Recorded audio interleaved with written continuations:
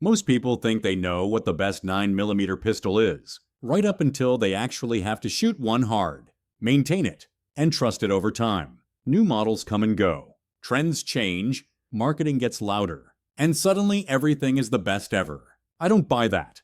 I've spent years shooting, carrying, maintaining, and sometimes cursing at 9mm pistols. And here's what I've learned the hard way. All-time doesn't mean newest. And it sure as hell doesn't mean best-selling this year. It means proven. It means pistols that earn trust through decades of use, abuse, competition, duty, and real-world carry. Guns that didn't need hype to survive. In this video, I'm breaking down the 10 9mm pistols that truly earned legendary status. Some will feel obvious. Some will rub people the wrong way. And at least one will make you rethink everything you thought you knew. Stick with me, because this list isn't about opinions. It's about reputation that refuses to die. I'm starting this list with a pistol that quietly reset expectations for modern striker-fired guns. The Walther PPQ doesn't carry decades of military contracts or cinematic fame. But what it did change was how shooters judge triggers on polymer pistols. The first time you press the trigger on a PPQ, you understand why it still gets talked about years later. The break is clean, the reset is short, and it feels less like a striker gun and more like something that shouldn't be this good straight out of the box. Technically, the PPQ runs a striker-fired system with a fully cocked striker, which is a big reason the trigger feels so crisp. Combine that with Walther's aggressive grip texturing and natural grip angle, and the gun almost guides your hands into the right position. Recoil control feels intuitive, not forced. It tracks flat, settles fast, and encourages good shooting habits without demanding them. I've seen new shooters pick up a PPQ and outshoot their usual performance within minutes. Not because it's magic, but because it gets out of the way and lets you do your job. The PPQ earns its spot here not as a legend of history, but as a benchmark for how good striker pistols were finally allowed to be. This spot isn't about a single model. It's about the 2011 platform, and Staccato represents the most refined, duty-capable version of it. These pistols sit at the intersection of competition performance and real-world reliability, and that's not easy to pull off. The core advantage comes from the single-action trigger. Compared to striker systems, the trigger travel is shorter, the break is cleaner, and the reset is more predictable. That directly translates to faster follow-up shots and better control under pressure. Technically, the 2011 design uses a steel upper frame with a modular grip, allowing a wide magazine while keeping recoil impulse flat. The slide-to-frame fit is tighter than most service pistols, which helps consistency without turning the gun into a finicky race piece.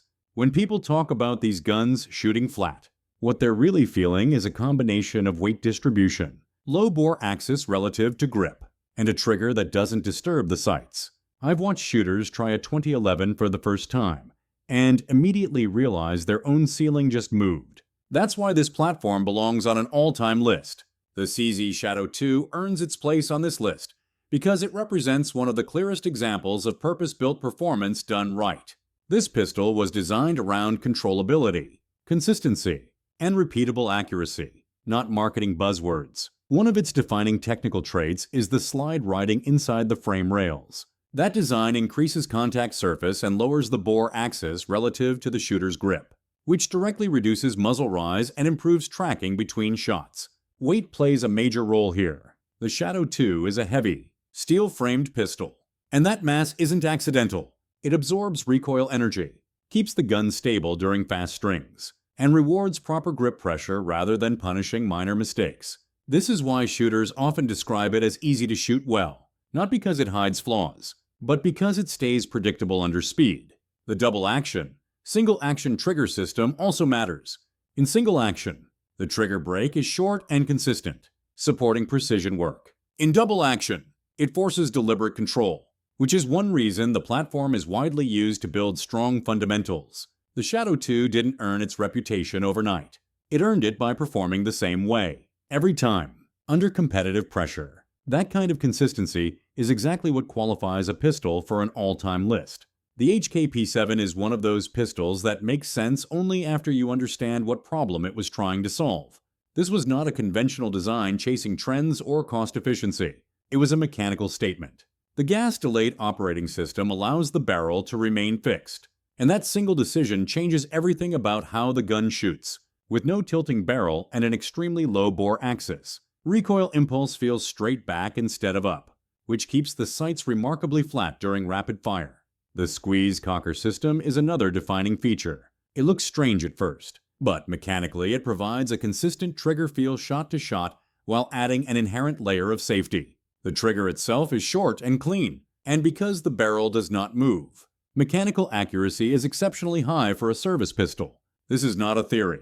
Fixed barrels reduce variables, and fewer variables mean tighter results. There is a trade-off. The gas system transfers heat, and extended strings make the frame noticeably warm.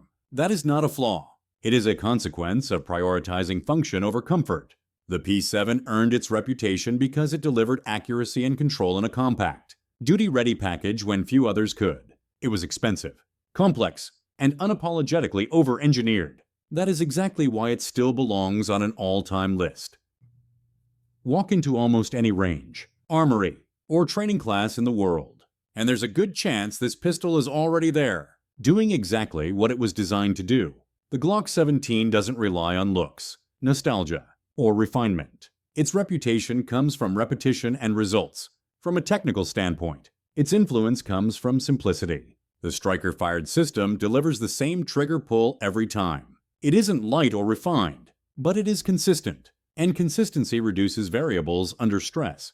The design uses fewer parts than traditional service pistols, which directly lowers the chance of mechanical failure. The polymer frame tolerates dirt, temperature changes, and neglect better than most metal frames, a trait proven through decades of institutional use. Recoil behavior is predictable rather than soft.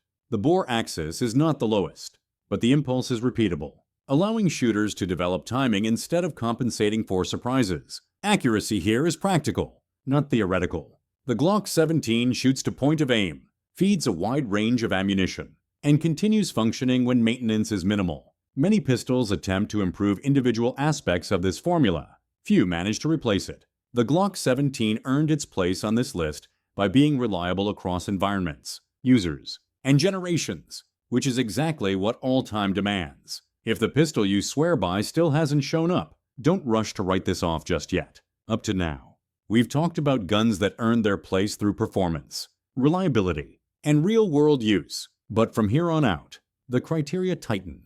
This is where the conversation shifts from great pistols to true benchmarks, the kind of guns that shaped expectations, influenced generations, and quietly set standards others tried to chase.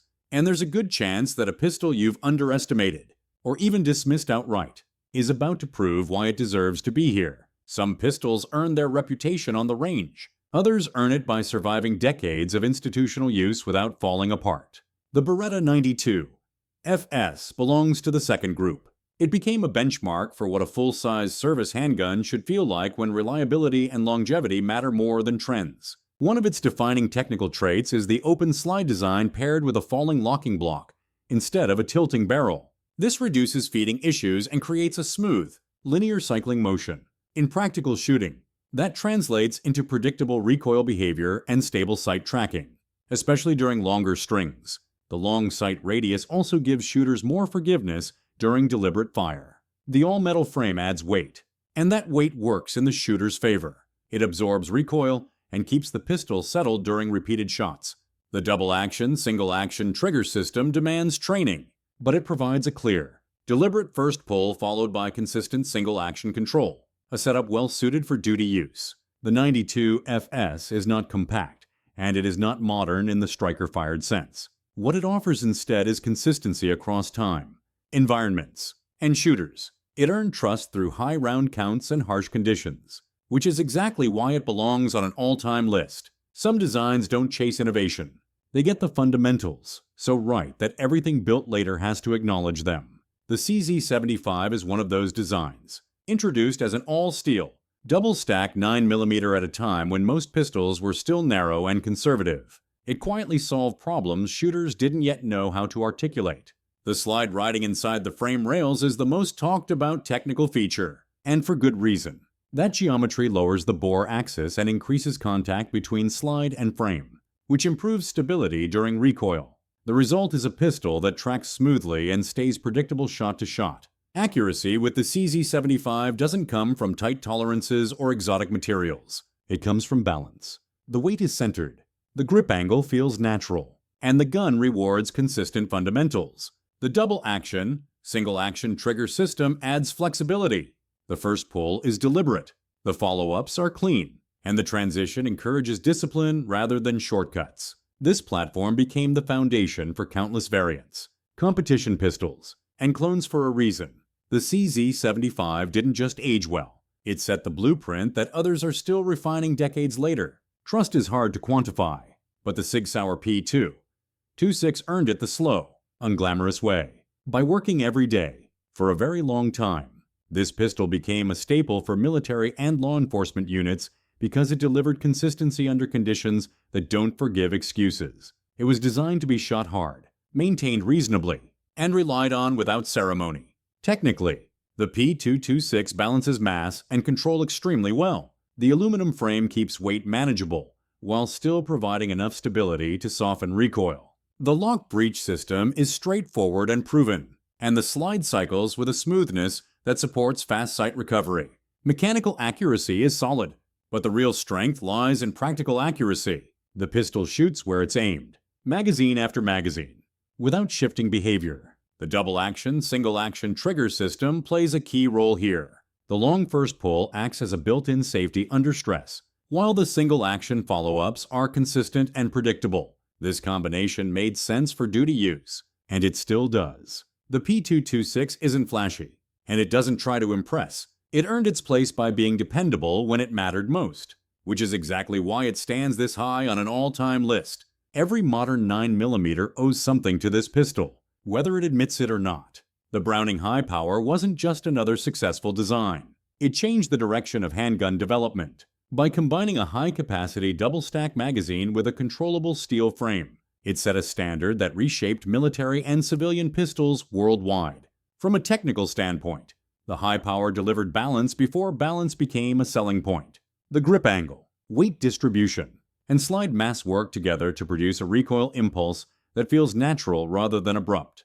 The short recoil, tilting barrel system is simple and durable, and its mechanical accuracy proved more than sufficient for service use across decades. This wasn't a finicky target gun. It was a fighting pistol that happened to shoot well. The single-action trigger allowed for precision that many service pistols of its era couldn't match, while the overall ergonomics made it intuitive in the hand. That combination explains why the design saw such widespread adoption and imitation. The high power earned its place here because it didn't just perform well in its time. It defined what a 9mm pistol could be, and nearly everything that followed traces its lineage back to this one. At the top of this list sits a pistol built around a single idea: precision without compromise. The Sig Sauer P210 wasn't designed to win contracts or appeal to mass markets. It was engineered to be mechanically exact, and that focus shows in every aspect of its performance. The defining technical feature is the slide-to-frame fit. Unlike most service pistols, the P210 uses full-length internal rails that keep the slide running with exceptional consistency, combined with a fixed barrel fit that minimizes movement during cycling. This design dramatically reduces mechanical variables. The result is accuracy that remains repeatable regardless of shooting pace. Not theoretical accuracy, but the kind that shows up on paper over and over again. Trigger quality plays a role as well. The single-action trigger is clean, predictable, and free of unnecessary travel. It allows the shooter to focus entirely on sight alignment and control rather than fighting the mechanism. This pistol earned its reputation slowly, through testing, competition, and disciplined use. It was never flashy, never cheap, and never forgiving of shortcuts. If all time means a benchmark that others are measured against, the P210 stands alone. It doesn't just belong at number one, it defines the standard. Lists like this are never meant to end arguments. They're meant to sharpen them. If your favorite 9mm didn't make the cut, that doesn't mean it failed. It means it played a different role. What separates the pistols on this list isn't perfection, price, or popularity. It's longevity. These guns stayed relevant long after the noise faded, long after newer designs promised more and delivered less. Here's the part that actually matters. The best pistol on paper is meaningless if it doesn't make sense in your hands. Skill, familiarity, and trust will always outweigh brand loyalty. So instead of asking which gun should have ranked higher, ask yourself this: which one would you still choose after 10 years of shooting, training, and maintenance? Not once, not on a good day, every time. That's where legends live, and that's the conversation worth having.